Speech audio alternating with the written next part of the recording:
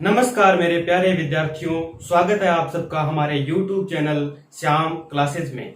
तो आज की जो हमारी क्लास रहेगी वो रहेगी कक्षा 10 के विज्ञान की। ठीक है, तो हम विज्ञान का कक्षा 10 का NCERT का जो पांचवा आपका चैप्टर है यानी दूसरा जो आपका अध्याय है यानी दूसरे चैप्टर की हम बात करेंगे, जिसका नाम है अम्ल, क्षारक एवं लवण। तो उसके बारे में आज हम चर्चा करेंगे।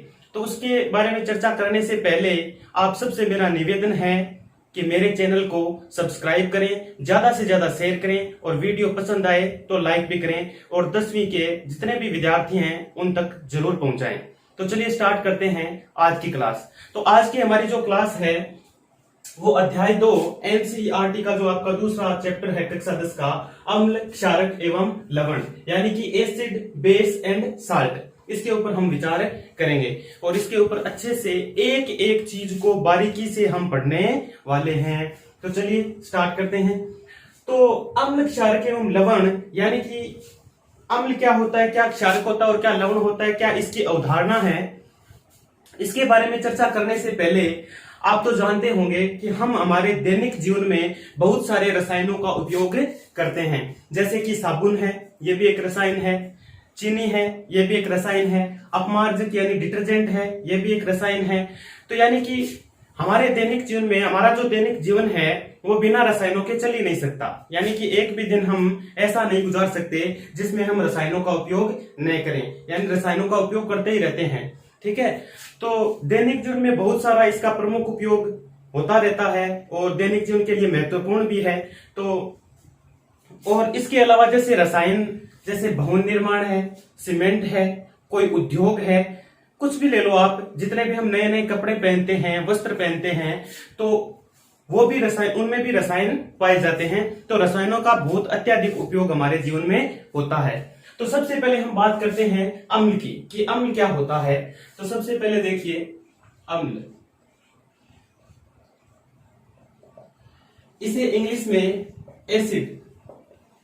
एसिड के नाम से जाना जाता है और जो कि एसिड से बना है। ठीक है ना, एसिड से एसिड बना है और जिसे हिंदी में अम्ल कहते हैं। अब देखिए अम्ल के जो गुण हैं वो क्या होते हैं, कैसा होता है अम्ल।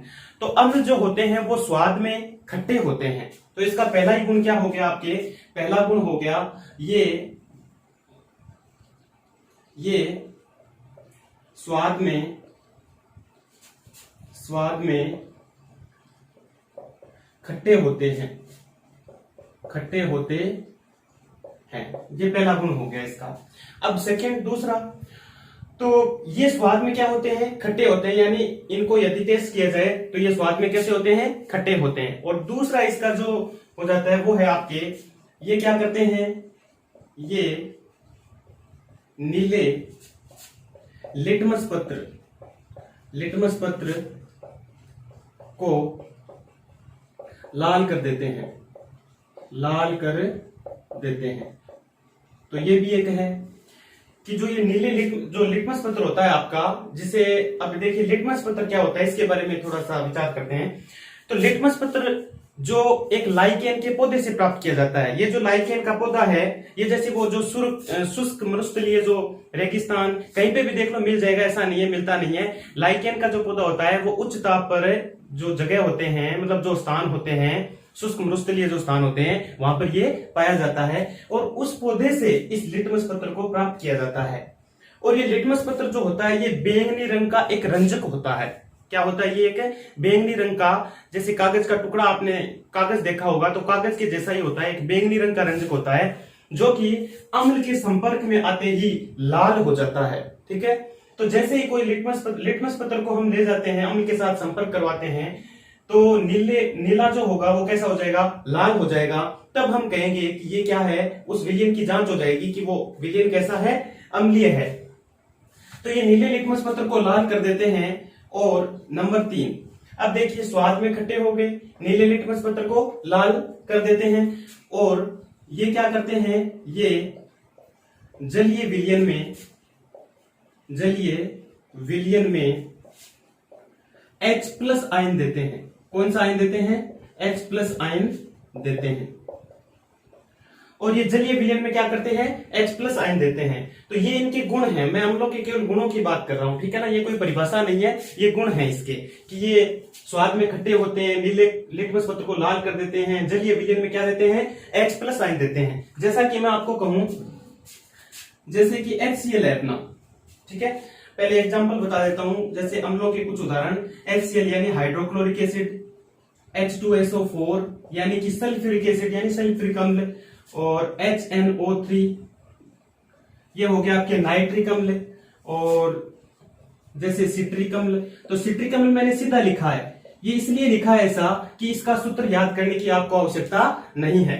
तो हाइड्रोक्लोरिक अम्ल, H2SO4 यानी कि सल्फ्यूरिक अम्ल, HNO3 यानी कि नाइट्रिक अम्ल, और सिट्रिक अम्ल। तो अब सिट्रिक अम्ल को देख लीजिए। अब अपने घरों में जैसे यूज करते हैं, हर घर में यूज होता है नींबू। नींबू आपने देखा है, आराम से देखा है, सब पीते हैं भाई, क्यों नहीं देखा है, सबके घरों में मिलता है। तो नींबू जो होता है उसमें ये आपका सिट्रिक अम्ल पाया जाता है। अब देखिए, मैंने कहा कि ये जलीय विलयन में H+ आयन देते हैं। तो ये H+ आयन कैसे देते हैं जलीय विलयन में, देखिए जैसे HCl है, अब ये दो भागों में टूटेगा, जैसे जल के साथ आयनित होगा तो ये H+ और Cl- ऐसे दो भागों में टूट जाएगा। ऐसे H2SO4 टूटेगा, H2SO4 ये टूटेगा, तो इस प्रकार से H+ और SO4 2-2H+, संतुलित करने के लिए लिखा है साफ, संतुलित हो गया 2H+। तो इस प्रकार से ये जलीय विलयन में H+ आयन देते हैं। तो ये हमने अम्लों के बारे में इतना देखा। और आगे बढ़ते हैं, इसको मैं मिटा देता हूं, आराम से साथ साथ आप लिख भी सकते हैं, नोट्स भी बना सकते हैं, और अच्छे से एक एक चीज को बारीकी से हम समझने वाले हैं।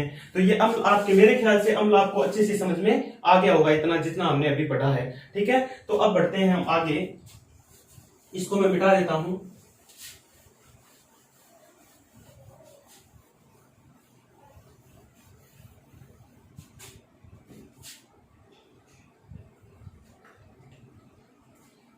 अब देखिए, एक तो होता है आपके सांद्र अम्ल, एक होता है तनु अम्ल। तो इसका क्या अर्थ है, ये सांद्र कौन सा होता है और तनु कौन सा होता है, इसके बारे में देखते हैं क्या है। तो सांद्र अम्ल जो होता है उसमें देखिए कोई जलीय विलयन, आपके पास विलयन बनाया गया है, जल को और अम्ल को घोलकर एक विलयन बनाया गया है। यदि अम्ल की मात्रा तो क्या हो, इसमें अम्ल की मात्रा क्या होती है, अम्ल की मात्रा होती है अधिक, अम्ल की मात्रा अधिक और जल की मात्रा कम। जैसे कि मैं आपको एग्जांपल दूं कि जैसे कोई विलयन है आपके पास, उसमें 70% अम्ल हो गया और 30% क्या हो गया, जल हो गया। तो वो जो विलयन होगा वो सांद्र अम्लीय विलयन होगा। क्या होगा, सांद्र अम्लीय विलयन। और तनु अम्ल की यदि हम बात करें तो इसमें अम्ल की मात्रा क्या होती है, कम, और जल की मात्रा क्या होती है, जल की मात्रा होती है अधिक। यानी कहने का अर्थ यह है कि कोई यदि आपके पास विलयन बनाया गया है, मान लीजिए अम्ल तो उसमें कितना है, अम्ल तो उसमें है 40%, और जल की मात्रा कितनी है उसमें, जल की मात्रा है उसमें 60%। तो इस प्रकार से जो विलयन बना हुआ है, इस प्रकार का जो विलयन है वो आपका तनु अम्लीय विलयन होगा, ठीक है, उसको हम तनु अम्लीय विलयन कहेंगे। तो ये मतलब होता है सांद्र और तनु का। तो मेरे ख्याल से आप समझ गए होंगे। तो चलिए अब बढ़ते हैं और आगे। तो आगे बढ़ते हुए हम बात करते हैं क्षारकों की, कि क्षारक क्या होते हैं।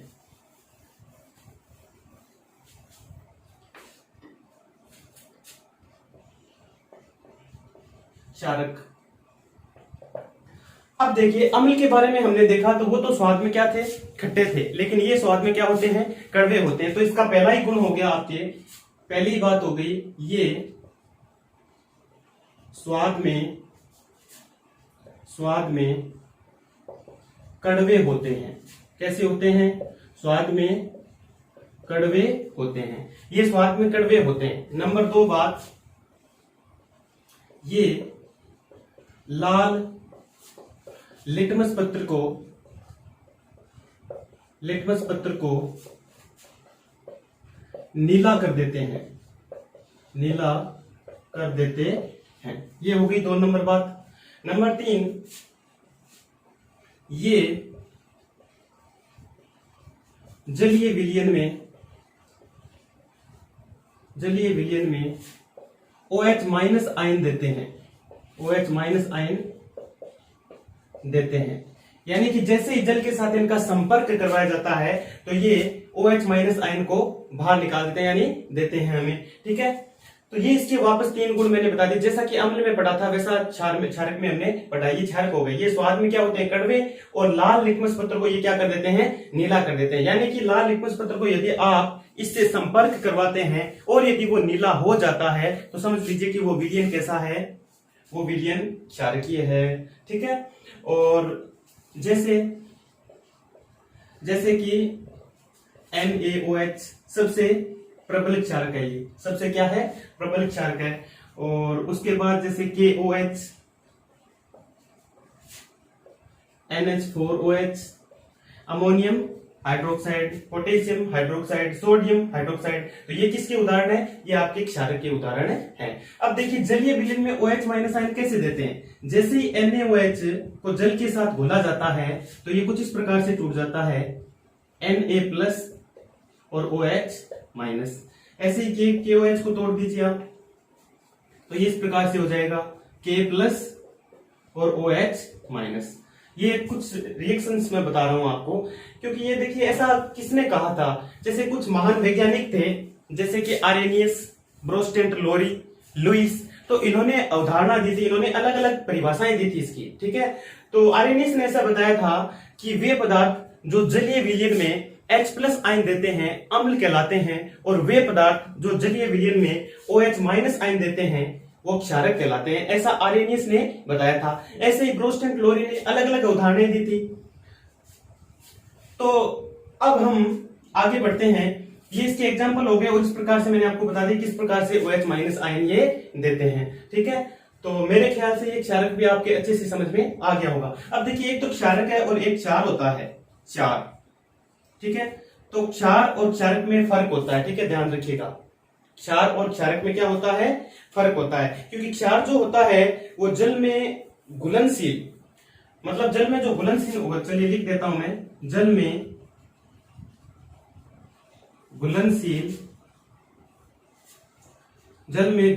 क्षारक क्या कहलाता है? क्षार कहलाता है, क्षार कहलाता है। और ये जो अम्ल और क्षारक होते हैं ये आसानी से जल में आयनित हो जाते हैं, ये घुल जाते हैं आसानी से। तो इस प्रकार से हमने क्षारक के बारे में देखा। अब हम आगे बढ़ते हैं, इसको मैं मिटा देता हूं।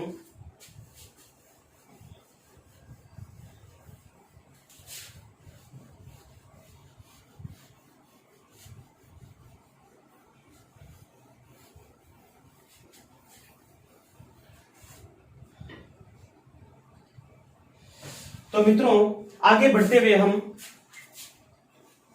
सूचक के बारे में देखेंगे कि सूचक क्या होता है। अगला जो टॉपिक रहेगा हमारा सूचक रहेगा। उससे पहले मैं आपको एक चीज और बता देता हूं कि जब अम्ल और क्षारक को आपस में अभिक्रिया करवा दिया जाए, यानी अम्ल और क्षारक आपस में अभिक्रिया कर लें, तब क्या होता है? तो देखिए जब अम्ल और क्षारक आपस में अभिक्रिया करते हैं तब लवण और जल बनाते हैं। तो इसका मतलब क्या हुआ कि जब अम्ल और क्षारक आपस में जब क्रिया करेंगे तो ये हमें क्या देंगे? लवण और जल देंगे, यानी लवण और जल बनाते हैं। जैसा कि एक एग्जांपल लेते हैं, जैसे NaOH, ये तो ले लिया मैंने क्षारक, और HCl ये ले लिया मैंने अम्ल, और दोनों ही प्रबल हैं। तो दोनों ही प्रबल हैं, दोनों ही क्या है? प्रबल हैं। तो ये क्या करेंगे? एक लवण बनाएंगे इस प्रकार से। अब देखिए Na, इसके साथ तो Cl जुड़ जाएगा और ये आगे जाके जल बन जाएगा। तो ये बन जाएगा इस प्रकार से NaCl प्लस H2O, इस प्रकार से। तो इस अभिक्रिया का एक नाम भी है, इसे उदासीनीकरण अभिक्रिया के नाम से जाना जाता है।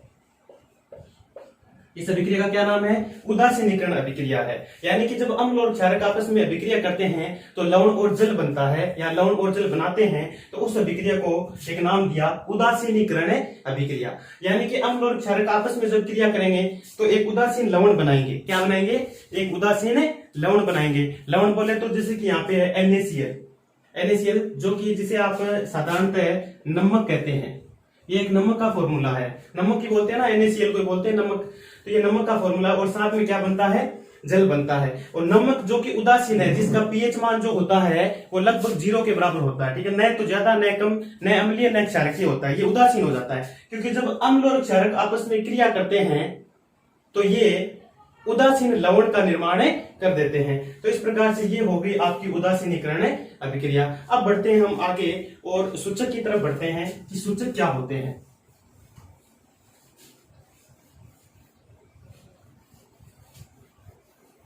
तो अगला हमारा जो टॉपिक है वो रहेगा सूचक।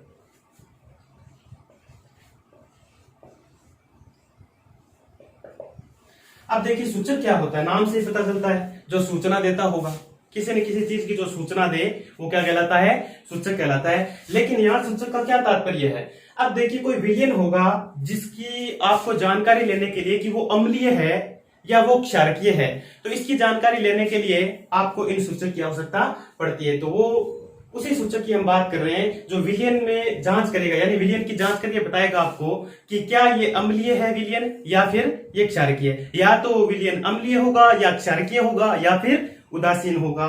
तो उसी सूचक की हम बात कर रहे हैं। तो सूचक के बारे में चलिए मैं बता देता हूं आपको, यहां लिखता हूं, किसी दिए गए विलयन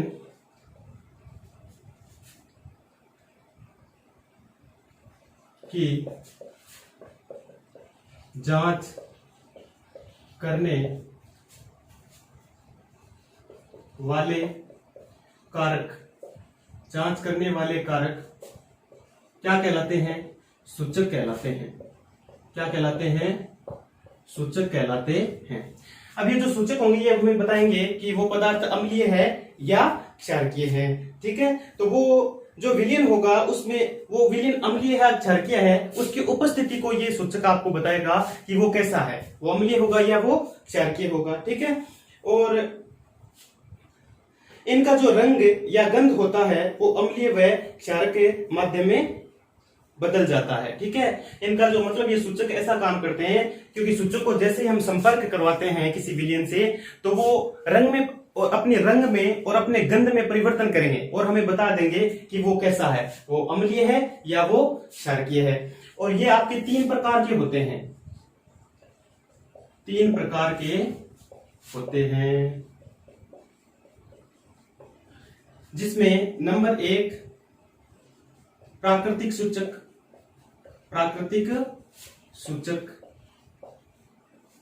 और नंबर 2 कृत्रिम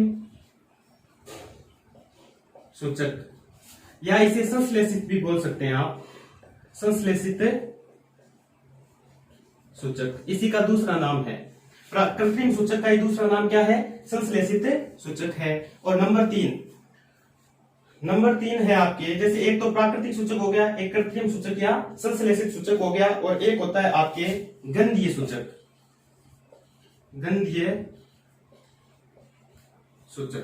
तो ये 3 प्रकार के सूचकों के बारे में हम अध्ययन करने वाले हैं। तो सूचक 3 प्रकार के होते हैं आपके, एक प्राकृतिक, एक कृत्रिम और एक गंधीय। अब देखिए प्राकृतिक सूचक कौन सा होता है? ये जो प्राकृतिक सूचक जो प्रकृति ने दिया है, यानी जो प्रकृति जो दे रही है वो प्राकृतिक सूचक होगा, यानी इनको पौधों से प्राप्त किया जाता है।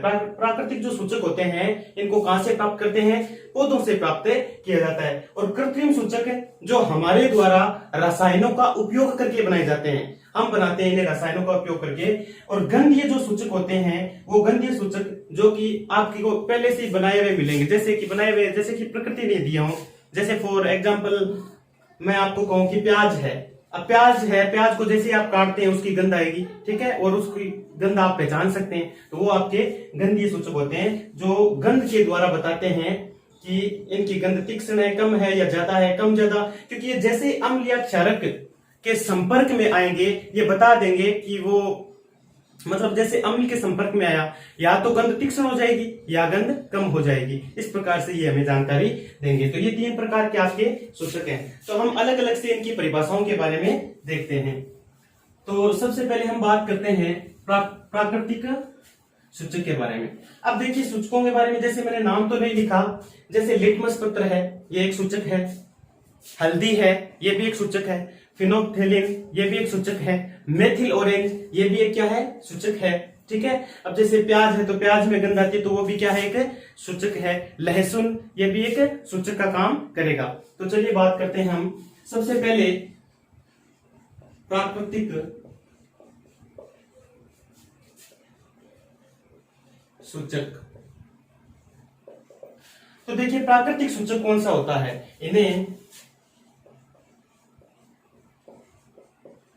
पौधों से प्राप्त किया जाता है। इन्हें कहां से प्राप्त करते हैं हम, इन्हें पौधों से प्राप्त करते हैं, और वो आपके प्राकृतिक सूचक कहलाते हैं, ठीक है।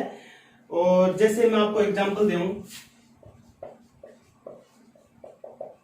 समझ गए ना प्राकृतिक सूचक क्या होते हैं, इन्हें कहां से प्राप्त करते हैं हम, ये पौधों से प्राप्त किए जाते हैं। जैसे कि मैं एक तो जैसे आपके मैंने बताया था पहले ही, लिटमस पत्र, एक बार फिर से बता देता हूं, ये एक बैंगनी रंग का रंजक होता है जो लाइकेन के पौधे से प्राप्त किया जाता है। लिकेन बोलते हैं जिसे, लाइकेन बोल दो, लिकेन बोल दो, इंग्लिश में LICHEN ऐसे कुछ लिखा हुआ होता है। तो लाइकेन के पौधे से इसको प्राप्त करते हैं। और लिटमस पत्र के बाद में जैसे एक है हल्दी, हल्दी तो सबके घर में मिल जाएगी, तो आराम से वो घर पे भी प्रयोग आप कर सकते हैं। अब मैं यहां पे लिख रहा हूं अम्ल, यहां पे लिख रहा हूं क्षार। देखिए जो लिटमस पत्र होता है, अम्ल क्या कर देता है उसको, जैसे पहले बैंगनी होता है ना, वो इसको क्या कर देता है, लाल कर देता है, और क्षार क्या कर देता है, उसको नीला कर देता है।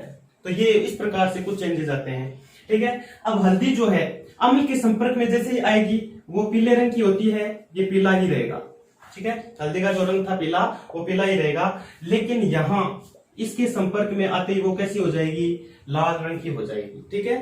हल्दी कैसी हो जाएगी, लाल रंग की हो जाएगी। तो ये हो गया आपका प्राकृतिक सूचक। तो साथ साथ में आप आराम से नोट्स बना सकते हैं, आराम से साथ साथ में लिख भी सकते हैं, कोई दिक्कत नहीं है। तो ये हो गए आपके प्राकृतिक सूचक के बारे में कि इसे पौधों से प्राप्त किया जाता है। जैसे फॉर एग्जांपल मैंने 2 एग्जांपल दिए, लिटमस पत्र एक प्राकृतिक सूचक है, हल्दी एक प्राकृतिक सूचक है। तो आराम से इस प्रकार से आप देख सकते हैं। तो मैं इसको मिटा देता हूं, आगे बढ़ते हैं हम कृत्रिम सूचक की ओर।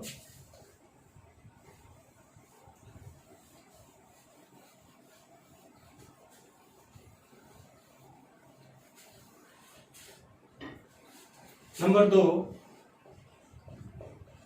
कृत्रिम सूचक। अब कृत्रिम सूचक कौन से होते हैं, अभी अभी मैंने थोड़ी देर पहले बताया था आपको कि इन्हें रसायनों द्वारा बनाया जाता है, हमारे द्वारा ही बनाया जाता है। इन्हें